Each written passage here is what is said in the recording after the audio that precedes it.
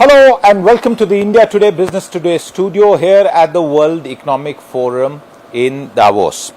Day 5. Much of the key deliberations are done and dusted. President Trump has gone back. AI has been discussed. But the subject of what should be perhaps the last conversation that I have this year at Davos is an enduring matter. It's a matter that will continue regardless of events and regardless of developments, and that is cybersecurity. And to discuss that very vital subject that involves everyone, including corporations, governments, and the entire ecosystem, is Akshay Joshi, the head of the Center for Cybersecurity at the World Economic Forum. Thanks very much for joining us. Let's dive straight into the topic. In the world of AI, and with such advancements in technology, in the capacity to write programs, and the bad side of AI, as some fear that hacking becomes far more easier. Just as you write a good program, it can write a very bad program as well. How essential is cybersecurity, and what is your work in advising companies who follow this subject very closely? So first of all, thank you for having me. And you raise a really good point around AI. But I would say cybersecurity is rather evergreen. Whenever you have a new technology and there is great enthusiasm to adopt it, equally we start to realize what are the cybersecurity implications, i.e. the risks and vulnerabilities that start to impact the organization by virtue of bringing them into the mix, right?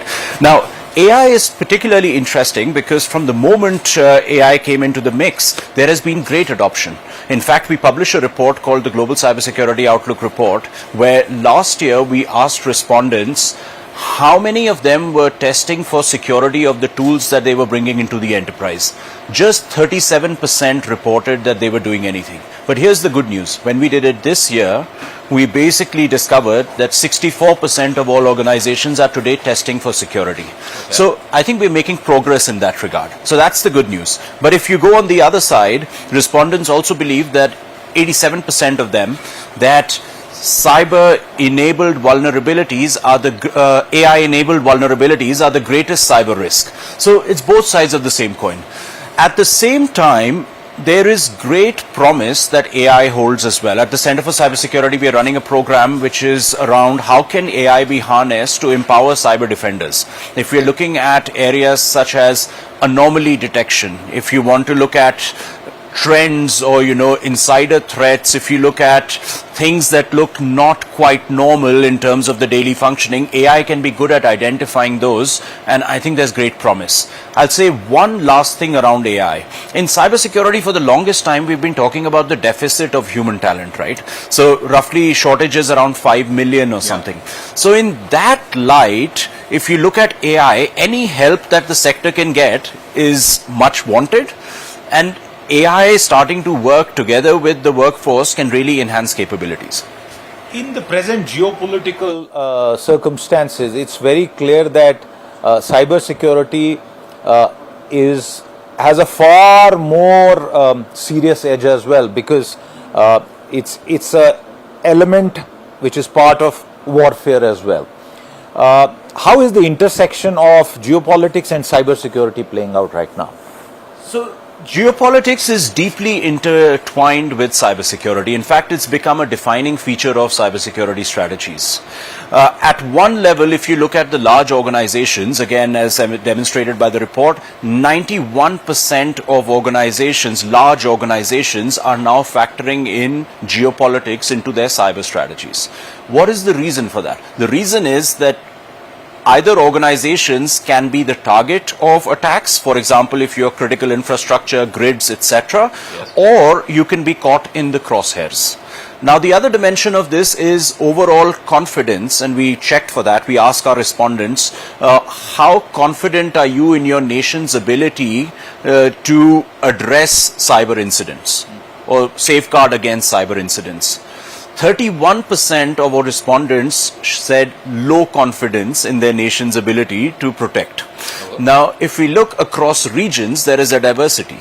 right? If we look at the highest, it's around 84% in MENA. They are confident that they can protect against it. Whereas if you go down to Latin America, that confidence drops significantly. So it's quite a range, but at the same time, I think there is huge concern among citizens in terms of the nation's ability to protect. Have you done an assessment of India, and if so, where do we stand? I think India stands somewhere in the middle, so I think around the 50% range or something like that. So there is confidence, but at the same time there is skepticism. Is the vulnerability in India on account of the fact that a lot of the hardware, I imagine, comes from overseas sources? So is that, according to you, the most significant vulnerability, or is that some other part of the chain? So, it's essentially supply chain is the single largest barrier to achieving cyber resilience for large organizations. Now, an incident in one part of your supply chain can quickly traverse and have impacts. So I wouldn't say it's a hardware or a software only problem. It's just that threats are becoming very sophisticated and it's extremely challenging. The good news, however, from India, and we also launched this week, as you would have followed, the Global Risks Report. Yeah. There is an executive opinion survey section in that. So the executives who were surveyed rated cyber insecurity as the #1 risk. So which is really good news that the threats are immense, but executives in India are really waking up to cyber risks and ranking it as the topmost risk. Okay. Who has the edge, the attacker or the defender at this point of time? That's a good question. And there is asymmetry, right? Yeah. The attacker needs to succeed only once, whereas the good guys need to succeed 100% of the time. 7. Yes.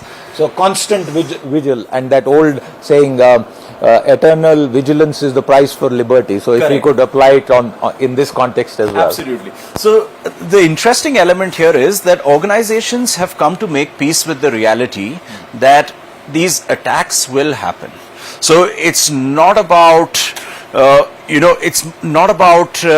victim being under great scrutiny or being blamed for being attacked. These attacks are going to happen.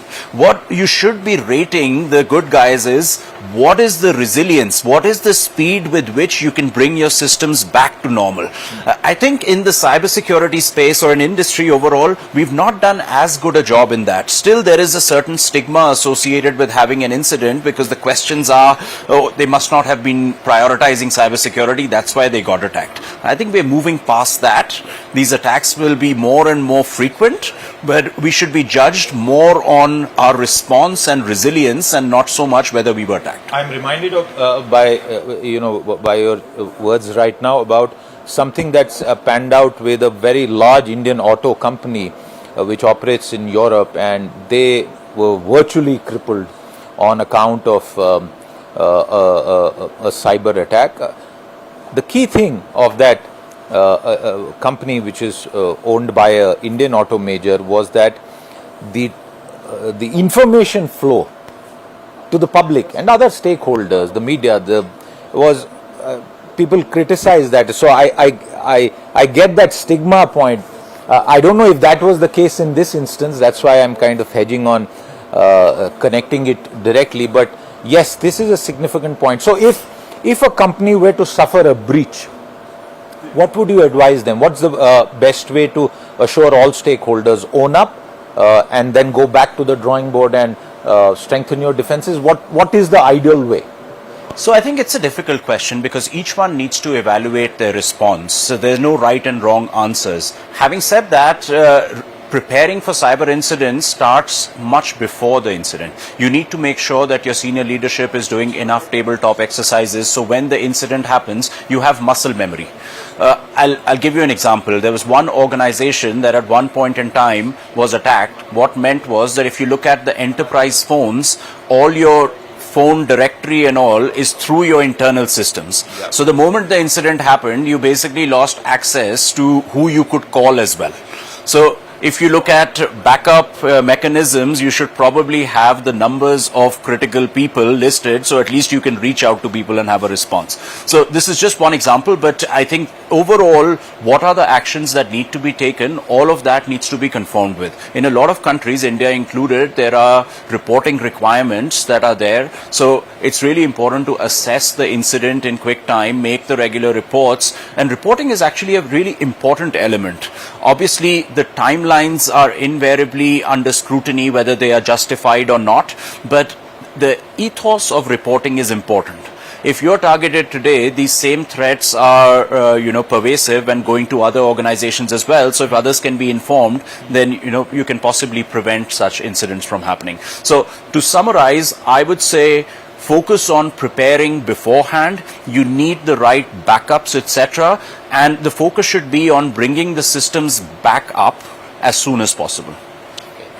Perhaps the significance of this subject, viewers, can be taken into account if you take a look at Palo Alto is the number one company in this space, its revenues, profitability versus its market cap, and that might perhaps tell you the significance of this subject. As we wind down, I just want to get this point about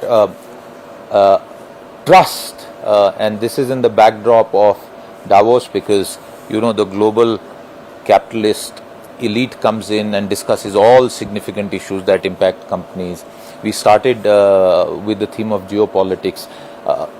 How does one establish trust, especially in an economy like India, where there are very massive numbers of people who may not have high levels of literacy, but are already digitally adept on account of the way digital systems have evolved, payments, commercial transactions, identity, banking.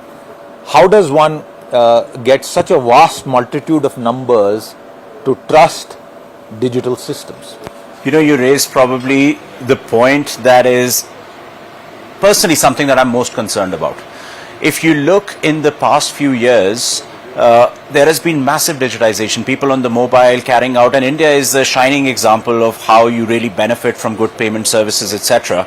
Yet there are very scary examples about this thing called cyber arrests from India, and they are absolutely scary. Correct. And these are not people who are illiterate, they are well-educated people. Correct. They are getting conned, and conned like how? But that's the thing. And when we did this report, cyber-enabled fraud was the number one concern for CEOs, right?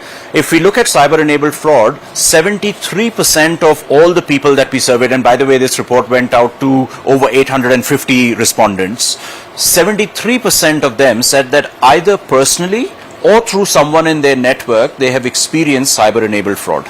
And before AI, for example, there used to be mails or things that were not drafted well in English and things like that. As of today, I think the criminals are getting very good at targeting. They're able to figure out when to target, what is the right moment. So even the best of us... attempt on my ex account just a few hours ago. So even the best of us who are aware and savvy are falling prey to it. So I think there's a lot more that needs to be done. So I always go in two directions. One is there is no substitute for literacy, and the curriculum across countries is falling short in terms of equipping us for life in the digital age. So I think that's step one. But there's also the recognition that that is arguably, if we look at the sophistication of the threats, that is also not sufficient. So there are more upstream solutions. Let me give you an example that I love from the Indian CERT.